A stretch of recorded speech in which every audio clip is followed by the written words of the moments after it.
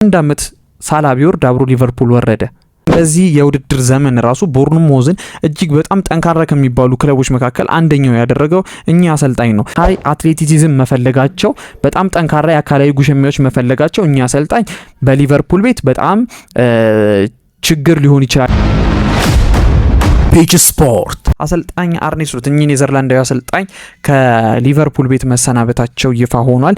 አዲሱ የሊቨርፑል አሰልጣኝስ ማን ነው? ቀደም ሲልም አንስቼዋለሁ። በርካታ አሰልጣኞች አመቱ ሙሉ በተለያዩ ሩመሮች ደረጃ ሲነሱ ነበረ። ነገር ግን የሊቨርፑል አመራሮችን ቀልብ የገዛው እንዲሁም ደግሞ በደንብ ተጭነውም ለማስፈረም የተጠጉት አሰልጣኝ የሆነው የቦርንማውዙ አሰልጣኝ አዶኒ ራዮላ ነው። በዛሬው ዕለት አሁን እኛ ስቱዲዮ ከመግባታችን በፊት አድማጮቻችን አዶኒ ራዮላ ወደ ሊቨርፑል ሂርዊጎ ሲል ፋብሪዚዮ ሮማኖ ተናግሯል ማለት ነውና ኦሬዲ የሊቨርፑል መግባቱ ነገር የተረጋገጠበት አሰልጣኝ ነው። አዶኒ ራዮላ በቦርንሞዝ ቤት በጣም ድንቅ የምንለው አሰልጣኝ በዚህ የውድድር ዘመን ራሱ ቦርንሞዝን እጅግ በጣም ጠንካራ ከሚባሉ ክለቦች መካከል አንደኛው ያደረገው እኛ አሰልጣኝ ነው።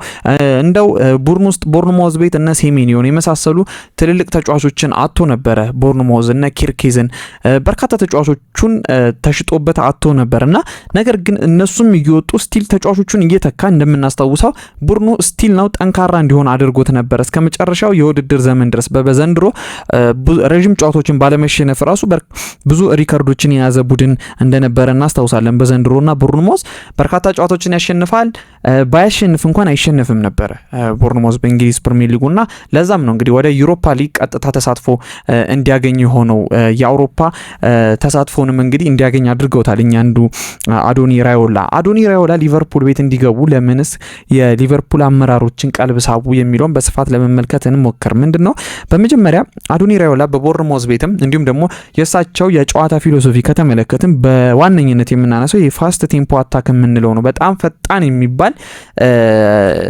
ቡድኑ በደንብ ኮምፓክት ሆኖት እየተከላከለም እየተጫወተ ብቻ ፈጣን የሚባሉ አታኮች ወይም መልሶ ማጥቃቶችን በደንብ የምንመለከትበት አይነት ቡድን ይሰራሉ። ጥራት ያላቸው የኳስ ቅብብሎችን እንመለከታለን። ፋይናል ሰርድ ላይ ቦርንሞዝ ቤት የተመለከትነው ነገር አይነት አጮትን ነው የሚጫወቱት እኛ አሰልጣኝና ሊቨርፑል ለዚህ የተመቻቸ ቡድን ነው። ምክንያቱም ላለፉት አመታት ከተመለከትን ሊቨርፑል ራስ የተጋጣሚ ቡድን ሜዳ ውስጥ ሊቨርፑሎች ኳስ ከነጠቁ በፍጥነት ነው ኳስ ተቀባብለው ሄደው ለተጋጣሚ ቡድን ፋይናል ሰርድ ላይ የሚደርሱት። በእርግጥ የዛን ጊዜ የነበሩት ተጫዋቾች እንደምናስታውሰው እነ ሙሐመድ ሳላ፣ ሉዊስ ዲያዝ፣ እነ ኑኔዝ ጭምር ሌሎች ደግሞ ብዙ ተጫዋቾች ማንሳት እንችላለን እና በጣም ፈጣን የሚባሉ ተጫዋቾች ተዘጋጅተው ነበረ።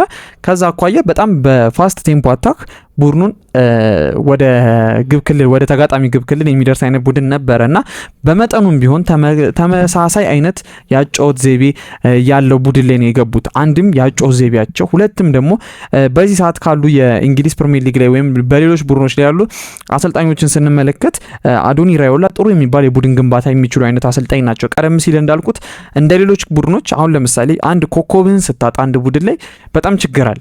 ሴሜኒዮ ሲሸጥ፣ ኬርኬዝ ሲሸጥ አዶኒ ራዮላ አላጉረመረሙም ወይም ቡድኑ ፐርፎርማንሱ አልቀነሰም፣ አልተንገራገጨም። እዛው ቡድን ላይ እንዳይረሳ ዲያሜንሽኑን ብቻ የአታኪንግ አሁን በፊት ሴሜኒዮ እያለ ካስታወሰ ሞር ወደ ሴሜኒዮ ወደ ተለያዩ ተጫዋቾች የሚሄዱ ኳሶች አብዛኛው ወደ ሴሜኒዮ ነበር የሚሄዱትና በሴሜኒዮ ላይ የተመረኮዘ ማጥቃትን ሲመሰርቱ እናስታውሳለን።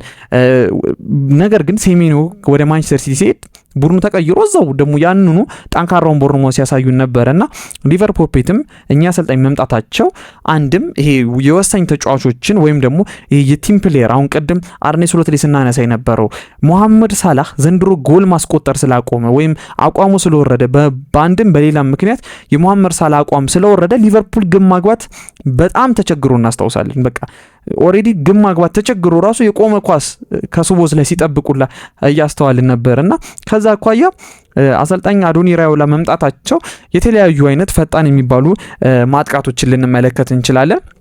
ሊቨርፑልም እሱ ያስፈልገዋል። አሁን ሊቨርፑል ቤት ያሉትን ተጫዋቾች ራሱ እንመለከት እነ ፍሎሪያን ዊርዝ፣ እነ ሁጎ ኢኪቲኬ፣ አሌክዛንደር አይዛክ የመሳሰሉ ተጫዋቾችን ስንመለከት ፈጣን ማጥቃት ደግሞ የሚቸግራቸው አይነት ተጫዋቾች አሉ። ወጣቶች ናቸው፣ ፈጣኖች ናቸው፣ ከኳስ ጋር ምቾት የሚሰማቸው አይነት ተጫዋቾች ናቸውና ከዛ አኳያ በደንብ ጥሩ የሚባል የማጥቃት ቅርጽ የምናይበት ሊቨርፑልን ልንመለከት እንችላለን ብዬ እኔ በግሌ አስባለሁ። ምናልባት የአዶኒ ራዮላ ሊቨርፑል መምጣት ደግሞ እንደ ድክመት ማነሳ ወይም ደግሞ አዶኒ ራዮላ ከቦርንሞዝ ወደ ሊቨርፑል ሲመጡ ለሊቨርፑል ይጎዷል ብዬ ማስበው አንድ ነገር አለ። እኛ አሰልጣኝ ምንድነው በቦርንሞዝ ቤት ስንመለከታቸው ምንድነው ይሄ ሃይ የሚባል አትሌቲዝም የሚፈልጉ አይነት አሰልጣኝ ናቸው። የአካላዊ ጉሽሚዎች ይፈልጋሉ። ተጫዋቾቻቸውን ሪስክ ውስጥ የሚከቱ አይነት አሰልጣኝ ነበሩ። ቦርንሞዝ ቤት በእርግጥ ቦርንሞዝ ከሳምንት እንግሊዝ ፕሪሚየር ሊግ ነው የሚጫወተው። ስለዚህ አልተቸገሩም ነበር። ምንድነው አካላዊ ጉሽሚዎች አሉ፣ ፈጣን የሚባል አታኮች አሉ፣ ይሄ ፋስት ትራንዚሽን የሚባል አይነት የእግር ኳስ አጨዋወትን ነው የሚጫወቱት እና ተጫዋቾች እንደዚህ አይነት ደግሞ አጨዋወቶች ብዙ ጊዜ ተጫዋቾችን ለጉዳት ሲዳርጋቸው የአሰልጣኝ አንጌ ፖስቴኮግሉ ቡድን እናስታውሳለን። ቶተናም አምና ምን ያህል በርካታ ተጫዋቾች እንደተጎዱባቸው በዚህ አጨዋወት ቶማስ ቱሄልም እንደዚህ አይነት ችግሮች ሲገጥሙት ተስተውሏል። ብዙ አይነት አሰልጣኞችን ስናስተውል ምንድነው ይሄ እንደዚህ አይነት ጨዋታዎች ሞር እንግሊዝ ፕሪሚየር ሊግ ላይ የሚመከሩ አይደሉም። በእርግጥ አሰልጣኝ አዶኒ ራዮላ ሊቨርፑል ቤት ሲመጡ ይሄንን ነገር ይተገብሩታል ብዬ እኔ በግሌ አላስብም። ምክንያቱም ሊቨርፑልን ይዘህ ቻምፒየንስ ሊግ እየተጫወትክ ፕሪሚየር ሊግ እየተጫወትክ ሌሎች 2-3 ዋንጫዎችን እየተጫወትክ ተጫዋቾች ደግሞ ዓለም ላይ ያሉ ምርጥ የሚባሉ ተጫዋቾች ሆኖ ሳለ ለክለባቸው ብቻ አይደለም የሚጫወቱት የሊቨርፑል ተጫዋቾች። ቦርንሞዝ ቤት ብንሄድ እሺ ሊቨርፑል ቤት ብመጣ ለሀገራቸውም ጭምር ዋና ተሰላፊ ናቸው ሁሉም ማለት በሚቻል ሁኔታና እንደዚህ ጫና የሚበዛባቸው ተጫዋቾችን በሃይ ቴምፖ ማጫወት አሁን በአዶኒ ራዮላ ጨዋታ ዘይቤ ስንመለከተው ጉዳቶች ያመጣል። ጉዳቶች መጣ ማለት ደግሞ ቡድንህ እንዴት እንደሚያሽቆለቁል ቶተናምን እያየን ነው አይደለ? 20 ምናምን ተጫዋቾች እየተጎዳበት ቶተናም ምን ያህል ኢንኮንሲስተንስ እንደሆኑ ተጫዋቾቹ እንደተመለከትን ነውና ሞር በእርግጥ ያው ክለብም ስቀይር አብረ ያጨው ዘይቤ ይቀየራል። በትንሹም ቢሆን ሙሉ ለሙሉም ባይሆን በትንሹም ቢሆን ይቀየራል እና ይሄ ሃይ አትሌቲዝም መፈለጋቸው በጣም ጠንካራ የአካላዊ ጉሽሚያዎች መፈለጋቸው እኛ አሰልጣኝ በሊቨርፑል ቤት በጣም ችግር ሊሆን ይችላል ብዬ የማስበው ነገር አንድ እሱን ነው በአዶኒ ራዮላ ስር። ነገር ግን ያው ሞር የውድድር ዓመት ሲጀምር ደግሞ አዶኒ ራዮላ ምን አደረጉ የሚለው በደንብ በስፋት የምናወራ ይሆናል። ነገር ግን የእሳቸው ባህሪ ከተመለከትን ተጫዋቾችን ኳስ ሲነጠቁ በእርግጥ ይሄ የተለያየ ወይም ደግሞ ወጥ የሚባል ፕሬሲንግ የሚያሳይ አይነት ቡድን አይደለም። ወጥ ሆኖ አይደለም ፕሬስ የሚያደርገው። ሲፈልግ ወደ ኋላ ይሸገሸግ ነበረ። ቦርንሞዝ ኳስን ከፈለገ ለተጋጣሚ ቡድን ሰጥቶ ከሲቲ ጋር የነበረው የመጨረሻ ሳምንት ጨዋታ እናስታውሳለን። አርሰናል ሻምፒዮን መሆኑን ያረጋገጠበት ጨዋታ ቦርንሞዝ ኳሱን ለሲቲ ሰጥቶ ምን ያህል ኮምፓክት ሆኖ ተከላክሎ ኳስ ሲያገኙ ግን እነ ክሩፒ በርካታ እነ ኢቫንሰን የመሳሰሉ በርካታ የቦርንሞዝ ተጫዋቾች በፈጣን አታክ ወጥተው ጎሎችን ሲያስቆጥሩ ተስተውሏል እና ሲቲን ራሱ እንዴት ዶሚኔት እንዳደረጉት ለአርሰናል ዋንጫውን የመጨረሻውን ፓስ ያደረጉት ቦርንሞዞች ነበሩና ያን አጨዋወት ግን ሊቨርፑል ቤት ማሳየት ማለት ከባድ ይመስለኛል። አሰልጣኝ አዶኒ ራዮላም ያንን ያረጋሉ ብዬ እኔ በግሌ የምጠብቀው አይደለም። ወደ ሌላኛው ርዕሳችን ስንሄድ እዚሁ ጋር አዶኒ ራዮላ አሁን ሊቨርፑል ቤት የሚጠብቃቸው ግንባታ ምንድን ነው? ሊቨርፑል ምን አይነት ዝውውሮችን ሊያሳየን ይችላል? በመጀመሪያ በአሰልጣኝ አርኔ ስሎት ዘመን ከባድ የሚባለው ችግር ወይም ደግሞ ከባድ የሚባለው ክፍተት ብለን ያነሳ ነው የግራ መስመር ተሰላፊ ወይም የግራ ያጥቂ ስፍራ ተሰላፊ ተጫዋች ነው። በሱ ቦታ በጣም ከፍተኛ ክፍተት እንደነበረ ተስተውሎ እንደነበር እናስታውሳለን። ምክንያቱም ባሳለፍነው ዓመት ሉዊስ ዲያዝ ሉቾ ነበር በዛ ቦታ ላይ በደንብ ክፍተቱን ሸፍኖ ብዙ ጨዋታዎችን ሲያደርግ የነበረው። ከዛ በኋላ ሉዊስ ዲያዝ ሲደክም ወይም አንዳንድ ጨዋታዎችን ጋክፖን እያስገቡ እዛ ቦታ ላይ ጋክፖም ተቀይሮ ሲገባ ወይም ደግሞ አንዳንድ ጊዜ በግራ ያጥቂ ስፍራ ቦታ ላይ ሲጫወት ጋክፖም ክፍተት አንመለከትበትም ነበረ። ከዛ አምና እየተቀየረ ሲገባ ወይም አንዳንድ ጨዋታዎችን ጋክፖ እዛ ቦታ ላይ ሲሰለፍ ጥሩ ስለነበረ የሊቨርፑል ባለሀብቶችም አሰልጣኝ አርኔ ስሎትም ሉዊስ ዲያዝ ለባየር ሙኒክ ቢሸጥም በቃ ጋክፖ ያን ቦታ አመቱን ሙሉ ይሸፍናል ብለው አስበው እንደነበረ ተመልክተን ነበር እና ያ ሀሳባቸው ደግሞ እንዳልተሳካ ተመልክተናል። ምክንያቱም ምንድን ነው አንዳንድ ጨዋታ ላይ አሪፍ የሆነ ተጫዋች አመቱ ሙሉ ኮንሲስተንስ ይሆናል ወይ? ተፈጥሯዊ ቦታ የሌፍት ዊንግ ነው ወይ የጋክፖ የሚለው ሌላ አጠያቂ ጉዳይ ነበር እና ሁነኛ ቦታ እዛ ላይ ባለማስፈረማቸው ክፍተት መጣ። እዛ ጋር አንድ ክፍተት ነበረ።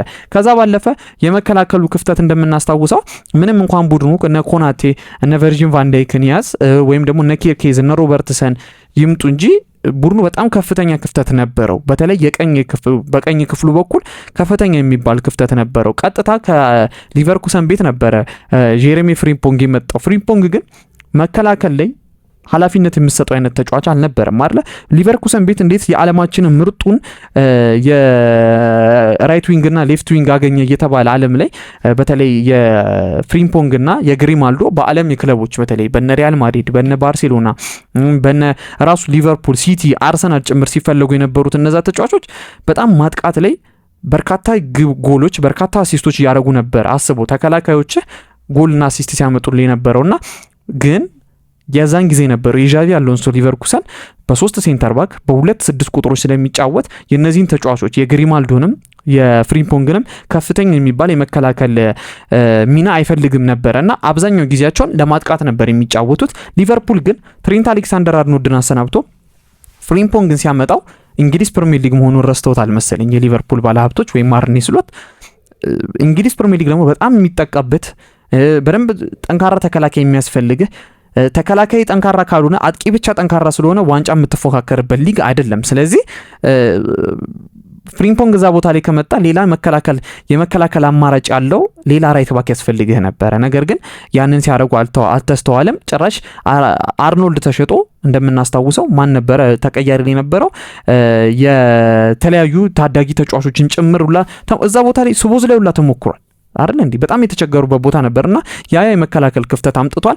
አዶኒ ራዮላ ግን አዲሱ የሊቨርፑል አሰልጣኝ አዶኒ ራዮላ ይሄን ቦታዎች በደንብ በስፋት መሸፈን እንደሚፈልጉ አሁን እየወጡ ባሉ መረጃዎች እየተመለከትኩ ነው። የመሃል ሜዳው አዳዲስ ሪፔሮች ይፈልጋል። ሱቦዝ ላይ ጥሩ የውድድር ዓመትን አሳልፈዋል። ነገር ግን እነ ማካሊስተር እነ ግራቨንበርች ደግሞ ሌላ አንድ ተፎካካሪ የመሃል ሜዳ ተጫዋች ያስፈልጋቸዋል።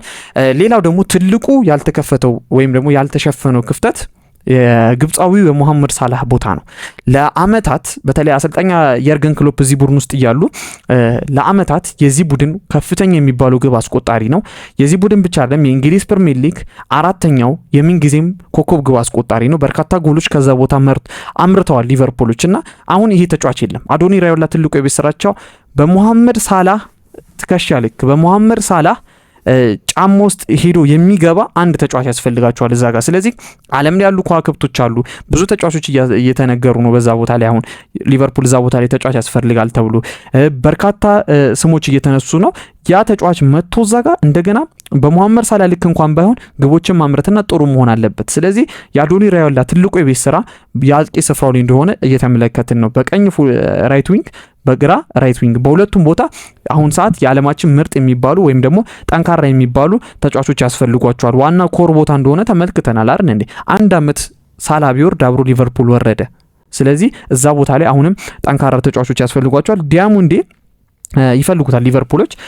ዲያሙንዴ ደግሞ የሚመጣ ከሆነ ገና 19 አመቱ ነው ይሄ ተጫዋች። ስለዚህ ይሄ ለረጅም ጊዜ ተተኪ ነው እንጂ ይሄ ፈጣን የሚባል እንትን አይደለም። ፈጣን ትኬት አይደለም። እዛ ጋር ቶሎ መጥቶ ግቦች የሚያስቆጥርል ተጫዋች አይደለም በሊቨርፑል ቤት። ስለዚህ አሁንም ትልልቅ ተጫዋቾች እነ ባይርኮላ በርካታ ተጫዋቾች ስማቸው እየተያያዘ ነው ከፒኤስጂ ተጫዋቾች ጋር። እንዲሁም ደግሞ ብዙ የእንግሊዝ ፕሪሚየር ሊግ ተጫዋቾችን እነ ክሩፒንም ጨምሮ ከቦርንሞስ እዛ ቦታ ላይ ይመጣሉ እየተባለ እየተጠበቀ ነው የሚገኘው። ስለዚህ ብዙ የቤት ስራዎች ብዙ ዝውውሮች በዚህ ክረምት የዝውውር መስኮት በአዶኒ ራዮላ እንዲሁም በሊቨርፑል ቤት እንመለከታለን ብዬ አስባለሁ። ፔጅ ስፖርት